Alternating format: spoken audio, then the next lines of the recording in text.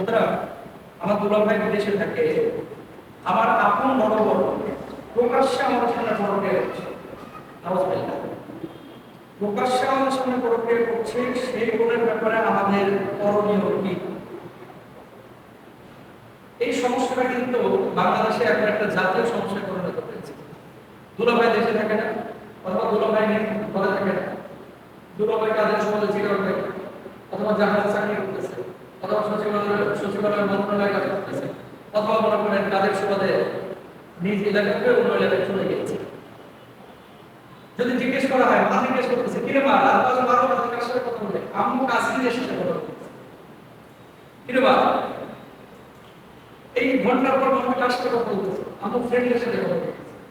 কিন্তু ভাইয়ের কোনটা আছে, বিশেষ করে ছোট ভাই, এখন ছোট ছোট ভাইরা কিন্তু অনেক কিছু বুঝছে। আপু কার সাথে কথা বলতেছে জিজ্ঞেস করা হলে আমি ফ্রেন্ডের সাথে কথা বলতেছে। দেখেন, পরক্রিয়ায় এটা একটা অপরাধ। ইসলামী শরীয়তে এটার শাস্তি যদি ইসলামের ল কোনো জায়গায় বাস্তবায়িত থাকে তাহলে মৃত্যুদণ্ড কার্যকর হয়ে যাবে। আপনি বলবেন কোথায় পেয়েছেন? সূরা নূরের মধ্যে কি বলে? আযালিকা যালিকা ফাযকুরুল্লাহ ওয়া মিনহুমা মিয়াতাজালা। আল্লাহ বলছেন কি, যারা অবিবাহিত নারী পুরুষ জেনা ব্যভিচারে লিপ্ত হয়, খেয়াল করেন, অবিবাহিত বিয়ে করে, অবিবাহিত কোনো নারী পুরুষ যদি জেনা ব্যভিচারে লিপ্ত হয় তাহলে 100 করে কাত্তা কিন্তু মাত্র বলা হয়েছে। আর বিবাহিত কেউ যদি জেনা করে তাহলে তার উপর ওয়াজব কায়েম করতে হবে, পাথর মেরে তাকে হত্যা করতে বলা হয়েছে। এটা ইসলামের পরামর্শ।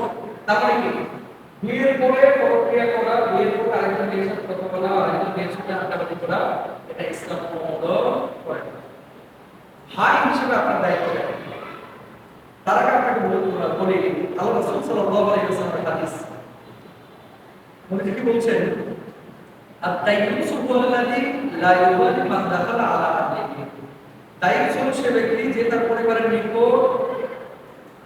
কে প্রবেশ করলো এই ব্যাপারে কোনো ভূক্ষেপই করে না।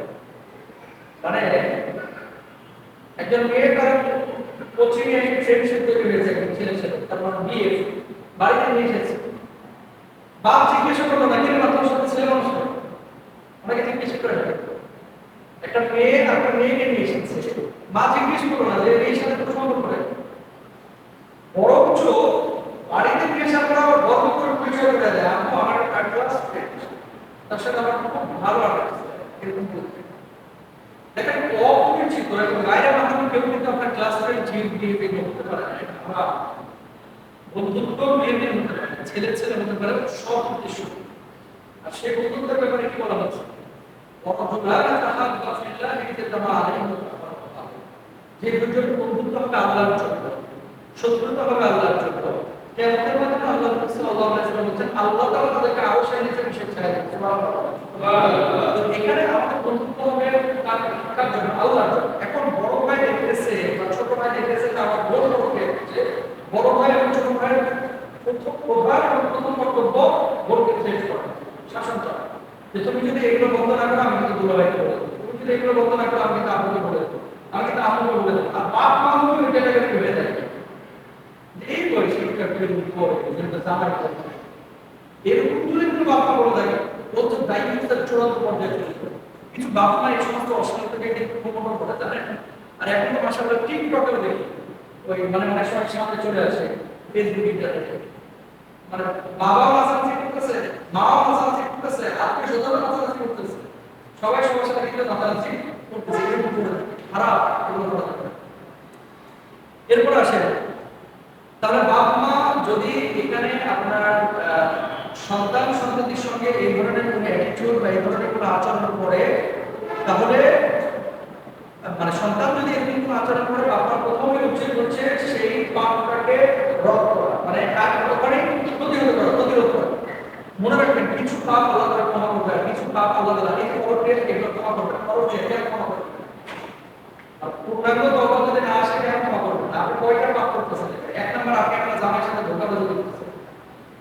দুই নাম্বার, তার সাথে আপনি মিথ্যা কথা বলতেছেন। তিন নাম্বার, আপনি পরবর্তীর মধ্যে একটা ন্যাক্কারজনক নির্দিষ্ট পাপ করতেছেন। চার নাম্বার, মনে রাখবেন, একটা পাপকে এস্টাবলিশ করতে, একটা মিথ্যাকে এস্টাবলিশ করতে সাথে শত শত মিথ্যা কথা বলা হবে। দেখা যাচ্ছে আপনার ফোন ওয়েটিং পেয়েছে, আপনার জামাই বলতেছে, কার সাথে কথা বলতেছে? আমি আমার ফ্রেন্ডের সাথে কথা বলতেছি। আসলে ফ্রেন্ড না, উল্টা পাল্টা আলাপ চলতেছে। তো এটা আমরা খেয়াল রাখবো। বাবা মা বিশেষ করে কঠোর হবো, কঠোর। দরকার হয় প্রহার করবো, দরকার হয় তার খাবার বন্ধ করে দেবো, ঘর থেকে বের হওয়া বন্ধ করে দেবো। কিন্তু আরেকজনের এরকম প্রক্রিয়ার পর আমরা কেউ সাধারণত কেউ করে না, কিন্তু বাবা জানে যে তার ফ্রেন্ডের সাথে আমরা করতেছি, বাধা যায় অনেক সময়। এটা খারাপ, এটা করবেন না কেন? এরপরে আরেকটা বিষয় হচ্ছে ফাত্তাকুল্লাহ মাসতাতাউ, যথাসাধ্য তোমরা আল্লাহকে ভয় করো।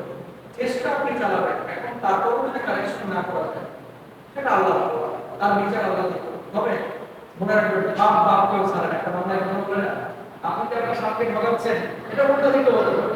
অনেক সময় স্বামী প্রক্রিয়া করতেছে, ওই যে মতন বিলাসপুরে কাজ করতেছে, বিদেশে কাজ করতেছে, 18-19 জনের সাথে কথা বলতেছে। মেয়েদের চাইতে ছেলেদের পরিমাণটা আরো বেশি, মানে পাত্তামিটা বেশি করে ছেলেদের। এদের বিচার হওয়া উচিত এবং এদের শাসন করা উচিত। যে ভাই যে প্রশ্ন করেছেন সে ভাই করবো, আপনারা শাসন করেন, এগুলো কিন্তু প্রতিরোধ করেন। আল্লাহ বিবেক কাজ করে। মানে যে মেয়ে দেখে কিন্তু একটা খাইশা আছে, তো ওদেরই ভালো লাগে। তারপরে নিয়ে আসার পরে একটা হিসাব নিকাশ শুরু হয়ে যায় 2 মাস পরে, কি পায় না